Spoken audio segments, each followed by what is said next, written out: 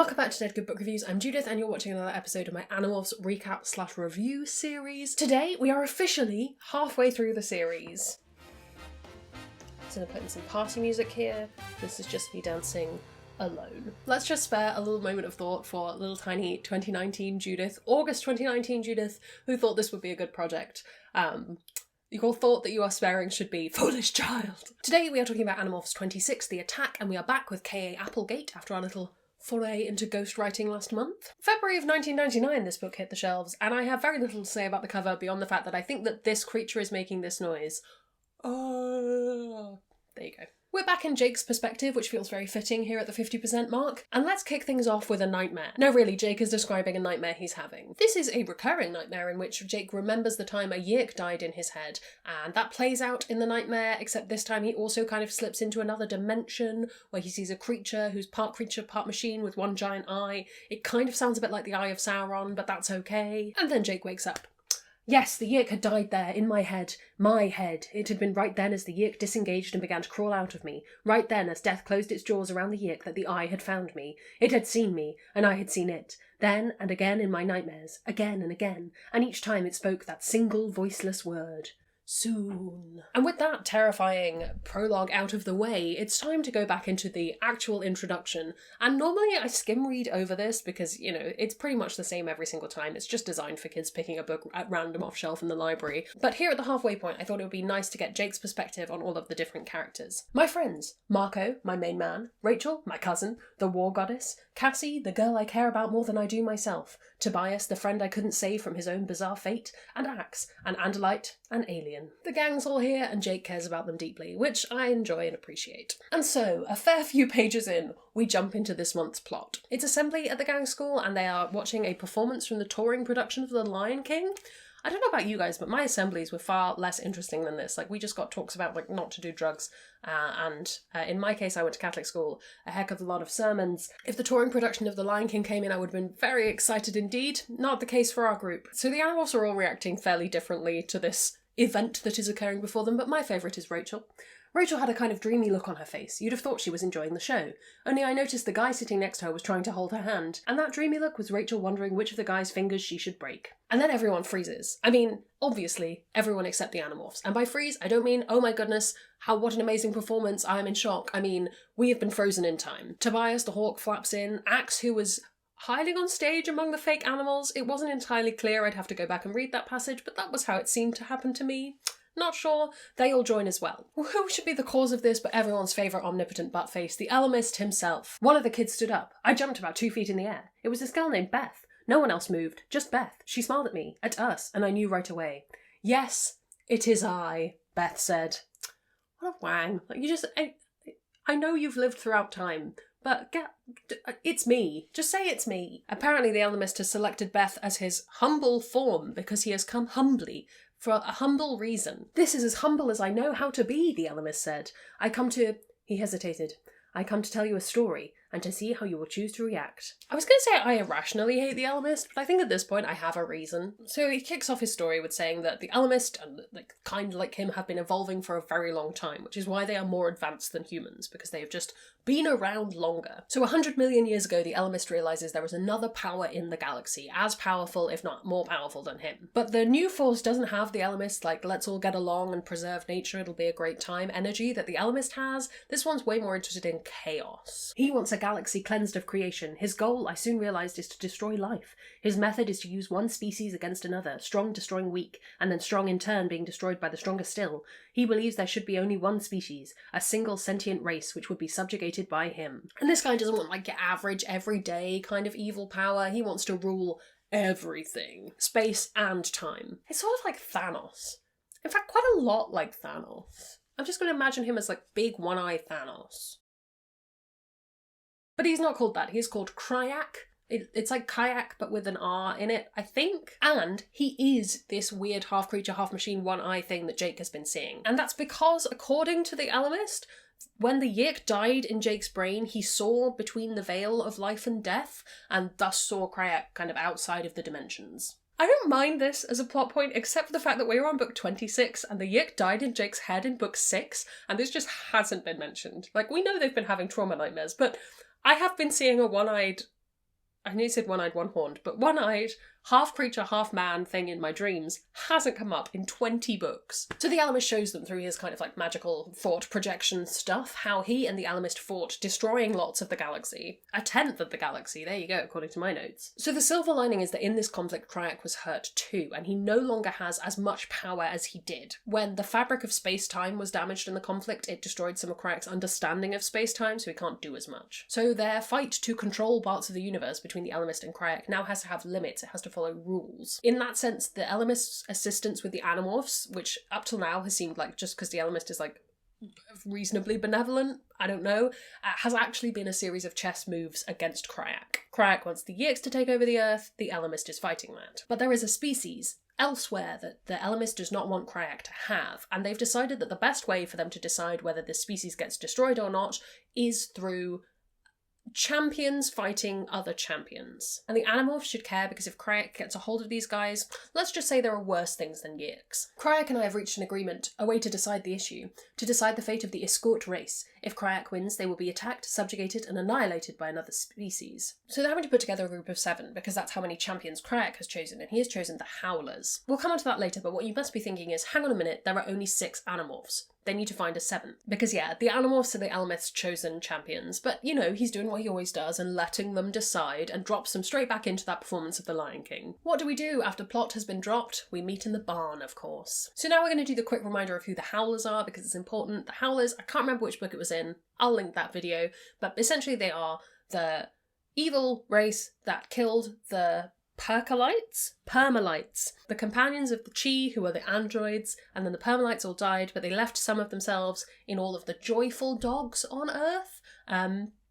Yeah, there was a whole book about that, but all you need to know is the Howlers are very, very bad, and our friend Eric the Chi would not like them very much. So therefore, if they were going to have a 7th, they should probably pick Eric, even though he is programmed to not be violent at all. So then they get into the question of, well, why has the Ellimist chosen us? We clearly have no chance of defeating the Howlers. Why us of all of everything in the galaxy that the Ellimist has control over? And that makes them think, well, is he choosing us because there is a chance that we can win? As another aside, we've got a lot of asides so far. Axe does not know who or what the Iskoort are, so it really is putting their lives on the line for the sake of the strangers. They basically decide that the Ellimist would not pick them if they didn't have a chance, and the fact that Jake's been seeing this weird guy in his dreams, which he confesses to the group, probably means they ought to go. And if it would hurt the Yeeks, it has to be a good idea, right? They vote and pretty much everyone says yes, though Marco brings up that maybe Crayak wants them there for a reason. It probably won't be because he thinks they can win, but you know what? They've got to go. It was 6 out of 6 for going. Unanimous, Marco said. I shook my head. No, we're going to be 7. It's not unanimous until Eric votes. Go, a new voice said. Not creepy at all, Eric, just turning up in the barn, not creepy at all, but the Ellimist has filled him in. Eric is down to clown. Eric's Howler knowledge is going to be invaluable in this, so even though Rachel would like to go and get a Hawk-Bajir because you know they are covered in knives, they decide that Eric is the best bet. And just like that, they are transported to the Iskoort world. Strangers, sell me your memories, strangers, sell them to me, I beg of you. I was staring into a face not even a mother could love. That's an Iskoort. And so the Ellimist has come to pick them up and basically has said, you know, your families aren't going to notice you're gone for this time, but if you do die in the Iskoort world, that's it. You're dead. We'll have other questions we need to answer. But they've made it to the Iskoort world. Imagine that someone starts with all the Legos in the world, add in all the Duplos and cheap bargain Duplos, and let some humongous kid assemble them all into a tower 100 miles tall. That is where the Iskoort live. The Iskoort, who, by the way, use thought speak, just in case you were wondering, almost topple them off the edge of one of these towers because they're so excited to buy, sell, get stuff from them. And that's when Rachel has to persuade them to leave. So let's do a quick description of the Iskoort. They had heads like vultures, thrust forward on long necks. The necks protruded from shoulders that were a sort of oval platform, flat across. From the shoulders dropped 2 arms, one on each side, each arm jointed 3 times, ending in a hand made up of 1 very long tentacle-like finger, and 2 smaller hooked sharp-clawed fingers. Neat! An Iskoort shows up and offers to be their guide, because obviously they don't know where they're going and they need to find the Howlers. But he's a wily businessman, Iskoort, and they negotiate him down from shaving all of Rachel's hair and taking it to she'll cut off 6 inches and the Iskoort will be their guide. Rachel is looking pretty good apparently because Eric cut her hair and he used to cut hair for Catherine the Great. That's just thrown in there. I love Eric. So the Iskoort, whose name is Guide, which is convenient, I guess nominative determinism is the thing for these guys, and Guide pretends to not have heard of the Howlers, but they pretend that Andalites can see the truth in people's brains, and Iskoort eventually confesses, oh yeah, the Howlers, no, I have heard of them, they are around. And apparently the Howlers' memories, which the Iskoort have been buying and selling, are worth quite a bit, which confirms the theory that the Howlers have a kind of hive memory. Guide, have you seen these Howler memories? Cassie asked him. He laughed. No, not me. I am a trader, a probationary member of the Guild of Traders. I'm not interested in violence and killing and slaughter. No, it is the members of the Criminal Guild and the Warmaker Guild who buy Howler memories. I'm just always excited by the idea of criminal guilds. Like, it makes me happy. I think it harkens back to some Pratchett. You know, it's good stuff. Jake gives the whole plan away. I mean, I guess it wasn't really a secret that they are there to take down the Howlers. Guide knows just the right place and he starts taking them there, which they go kind of through, down some staircases, and to the mall. I mean, we're drinking for the Alien Bazaar Mall, but they do need to move fast as this particular marketplace is a gathering for the Warmaker Guild. As that particular piece of information is dropped, Jake gets struck by what he believes is a Howler. They fight for a time only to realise that these are not Howlers, these are the Iskoort, these are the Warmaker Guild, and they're just sort of there to beat up outsiders. Rachel morphs Grizzly as they fight them, which Jake urges her to stay in, which is a good idea because they get attacked 2 more times as they walk through the market. But as they head down to the next level, they finally spot one of the Howlers. There is a lengthy description of the Howler, which has like weird torso, it can spin all the way around like a lazy Susan, skin like cooled lava and startlingly blue eyes, and this Howler is wearing a bunch of like belts filled with all sorts of different weapons. I looked back at Eric, above me on the stairs. His face was flickering in and out, not with emotion, with simple loss of control. The android under the hologram kept peeking out. Ever respectful of Eric's trauma, Jake tells him to get a grip, which, to be fair, he does. It's 6 against 1, can they knock one of the Howlers out of this game? Jake morphs Tiger, and as the others take on their powerful morphs, the Howler just sort of looks on. Rachel's a bear, Mark is a gorilla, Cassie's a wolf, still think Cassie should get a cool morph, just saying it, and Tobias is in hawk form in the sky. Jake fails to listen to Eric because he's a great leader, as Eric describes some of the ways you might want to avoid the Howler, like something about a paralysing voice maybe? No time to dwell on that, as Axe leaps in and hacks off one of the Howler's hands, but the hand just sort of starts growing back. And then there's that paralysing voice Eric mentioned. The Howler blasts them with sound. Axe runs away from the fight, his ears bleeding. Cassie's howling in pain. Marco is bizarrely the least affected. The Howler shoots Jake in the leg, he shoots Marco in the back. Cassie manages to clamp down on the Howler's arm while Tobias swoops in to take out his eyes, but things are not going well. Again, the Howler screams and it's kind of like a hand grenade going off inside Jake's head. A searing, sharp pain. My eyes cleared just long enough to see the ornate dagger handle that protruded from my neck. Sort of in a faraway sense, Jake gets the idea of there are various orders going on, he needs to demorph. But then he starts drifting off. Kryak turned his blood-red eye on me, watching as I lay helpless, watching as the Howlers stood around Cassie in a circle, watching as they lowered their claw hands into place, watching and laughing as she stood, eyes closed, helpless, seconds away from... And then he snaps back in, with Marco telling him that the fight is over. Apparently it's taken a long while for Jake to come back after narrowly missing the chance to demorph. He's been in a kind of coma. And as an extra kick, they didn't actually manage to defeat the Howler. It got a little bit wounded, but it got away. Apparently Eric is basically the only reason they're alive. His programming doesn't allow him to tell them how to defeat the Howler or to hurt the Howler in any way, but it does tell them how to get out of the fight. I spotted Guide back against a wall, uncharacteristically quiet. "You stuck with us after that?" I asked him. His eyes glowed. "Oh, yes. I will be able to sell the memory of that battle for a small fortune, and if each of you would sell me your own unique perspectives, I could buy my own corner with the profits." Oh, Guide. Axe has been silent since he ran away from the fight with the Howlers, but Jake puts a pin in that conversation because they've got bigger stuff to deal with. "What do we do?" Tobias asked. "I'm for dialing up the Ellimist and telling him to go jump off whatever superdimensional bridge he can find," Marco said.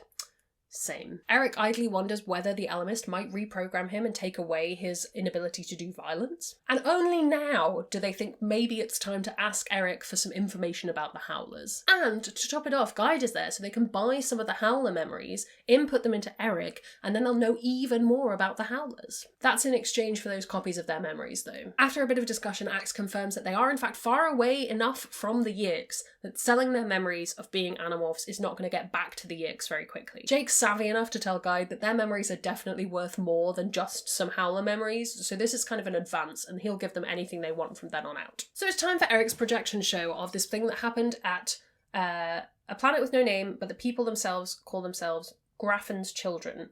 What I will show you happened approximately 20 Earth years ago. So Eric shows them a alien rainforest seen through the Howler's eyes. We see the Graffin's Children approach the Howler, who then blows them apart with sound. Only now does Eric realise that it might be a bit traumatic for Eric to have to absorb all of the memories of the people who killed his masters. And according to Eric, he can't delete them.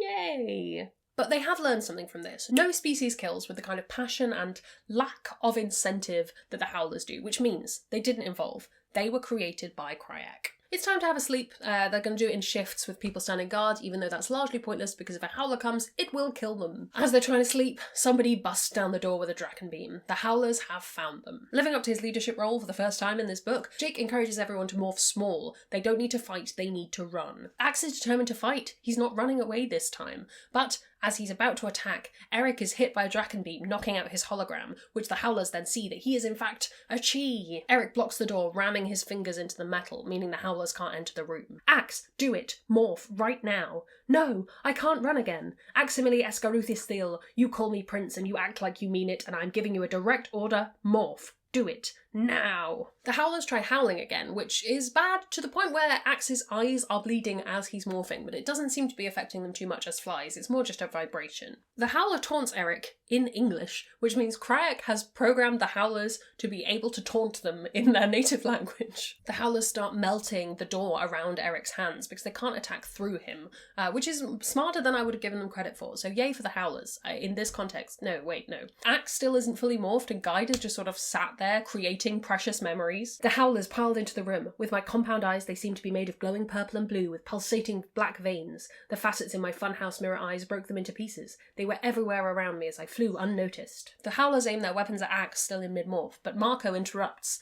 Cryak is a huge, walking, talking pimple. Taunting the Howlers in this vein for a while, they fly around, never really landing. Meanwhile, Eric has created a hologram of one of the walls and is hiding behind it, because he is a smart cookie. They zip out of the door before the Howlers manage to stop them, all of them in fly morph, but it's becoming increasingly apparent that they might not be able to win this. Eric's still in the room, so they ask him if he can hear them to go and find Guide, and to hide Guide from the Howlers, who might use Guide to get to them.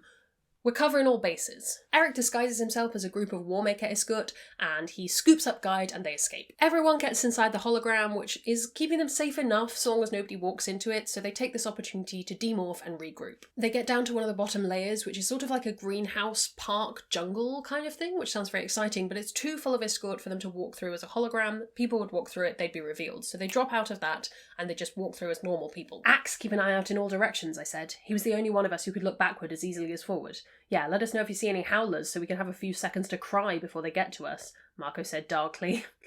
Positive mental outlook, guys. Guide has taken them to their destination, which is a temple of the Servant Guild. It's a big fake white pyramid. Because Guide now needs to go and feed, which is where we discover that the Iskoort are a symbiotic species. The Isk is their outer body that they're seeing, and inside that is the Yort. Their relationship began as parasitic, but now they truly function as one creature, and every 3 days the Yort leaves the Isk and goes for a nice swim in a pool, and yeah, they're yirks. With Axe threatening Guide, they go into the Temple Guild, ask all the Iskoort to leave so they can finally get some answers. Guide is adamant that the Iskoort are different from the yirks, but the Animorphs aren't having it. Why on earth should they stay and protect a whole bunch of yirks? But Guide said, No, I've not made myself clear. The Isk were not conquered by the Yort. They were created. Say what?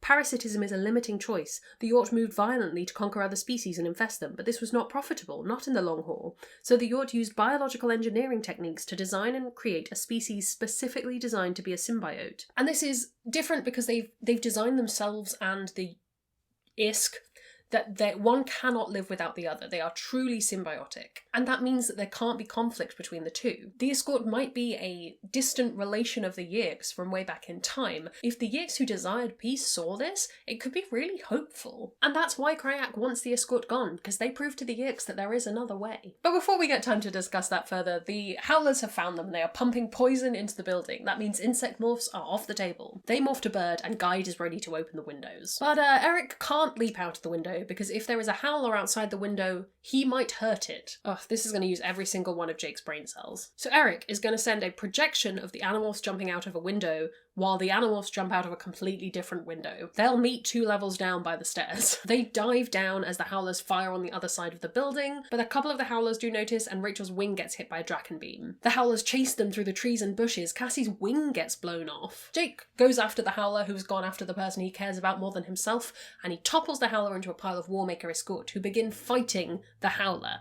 The Howler is not fighting back. They can't kill the Iskoort, I yelled to the others. Use the Iskoort for cover. Okay, we might be getting somewhere. Cassie's demorphing. Jake doesn't want to leave her, but he needs to lead the other Howlers away. I flapped up, burning energy like I didn't care. And I didn't. I wouldn't be needing energy for later. There wasn't going to be a later. Cassie down, Rachel down. I felt sick inside, but I was going to take a Howler with me. Alright, last stand energy. We love to see it. Marco gets hit by another gun. Jake yells at him to demorph. Imagine if they did not have the ability to reset their DNA. They would be in terrible trouble. We wouldn't have made it past book 1. Jake flies in a circuitous path, getting the Howler to chase him. At the last second, he flaps out of the way and the Howler falls off the edge of the tower. He's falling for miles and miles. They're still really high up, and Jake realises this is an excellent opportunity. Jake grabs onto the falling Howler as he demorphs, and while the Howler isn't too pleased about it, he acquires the Howler's DNA. On another day, maybe he would have had qualms about this, but not this day. And Jake manages to remorph to bird and fly off at the last second as the Howler falls to the swampy planet floor. Jake flies back up, unsure of what he's going to find. Is anyone still left alive? He's also very frustrated at Eric for being unable to intervene,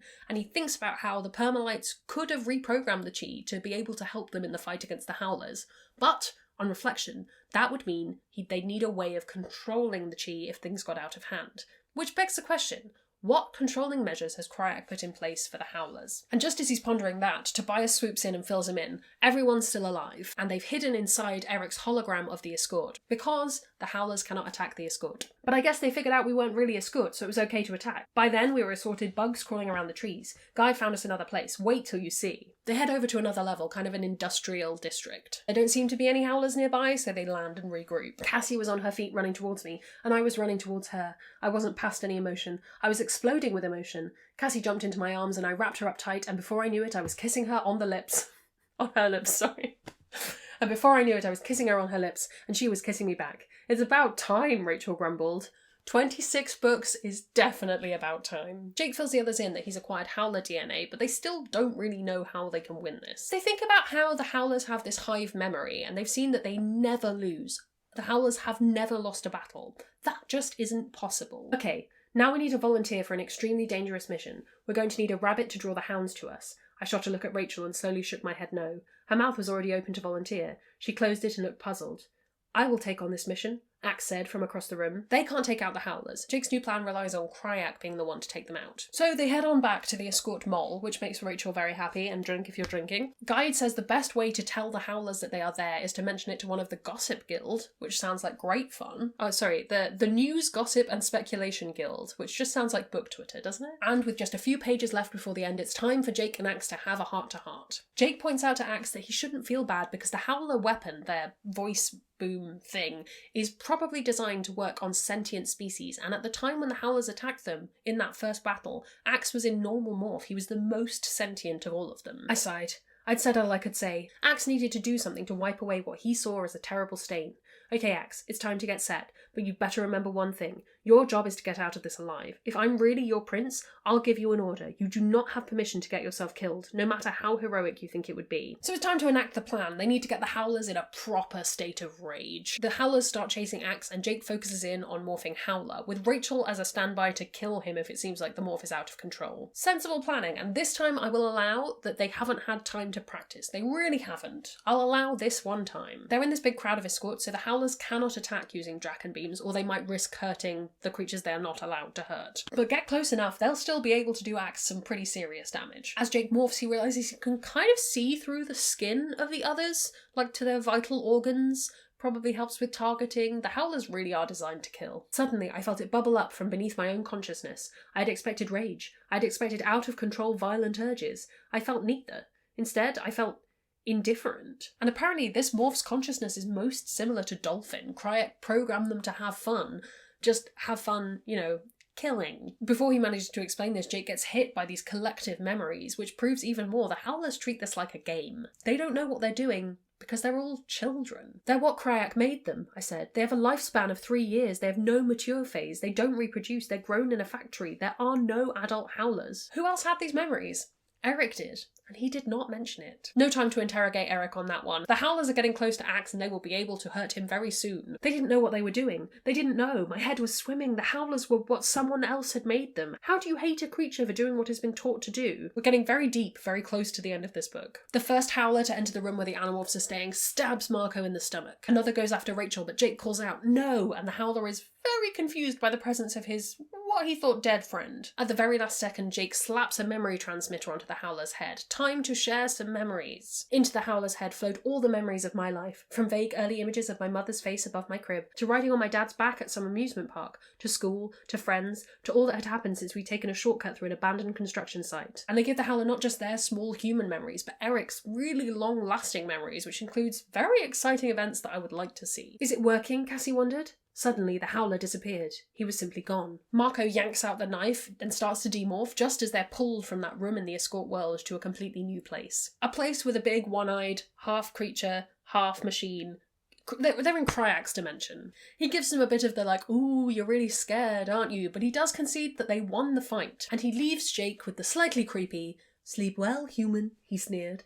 "I'll still be there in your dreams, and someday, when the time is right, you will suffer for this." Jake morphs back into Howler and tries to access their collective memory, but he can see no memory of the time on the Iskoort world. Cryak destroyed the 6 Howlers before they could let the others know. He's been doctoring the memories of the Howlers for, presumably, hundreds of thousands of years. But one thing made it through to the Howlers' collective memory. Just the picture of Cassie running to me, and our arms and lips, and I demorphed back to human, and when I had my own mouth again I said, "You were too late, Cryak. Something got through to the Howler's collective memory." "What?" he demanded. "Love." It feels like a late-stage Doctor Who plot if ever I heard one. So they end up in a different time and place outside of time and space, and it's the Ellimist doing this time. And the Ellimist, like the parent of a gifted kid, tells him, "You did well. What did you accomplish? No one knows the future, not for certain, but it is now more likely than it was before that 300 years from now, the Yix will encounter the Iskoort. They will realise they are related, and the Yix will see that there is a better way." So not a lot of payoff in the here and now. On the plus side, Jake does no longer see Cryak in his dreams. He does see that Howler that he killed by knocking it off the tower, but he tries to push his dreams back more towards Cassie. But even looking into her eyes, I still saw that doomed Howler falling. Whew. It's an intense ending, to say the least. It's been an intense one. This was so weird, and yet I really appreciated it. Like, I like getting a bit more of like what the Ellimist is doing and why. I like the introduction of another big bad. And it's always interesting to have more than just, we like to see the other attendees of Villain School every now and then. But yeah. Happy 50% of the way through the Animorphs series, guys. As ever, remember, if you want to come chat about Animorphs, you can come do so on my Discord. That is linked in the description below. If you haven't already, please do subscribe. We have a lot of Animorphs to cover next year, and one more for this year, so we'll see how we go. Have a great rest of your week, and I will see you in the next one.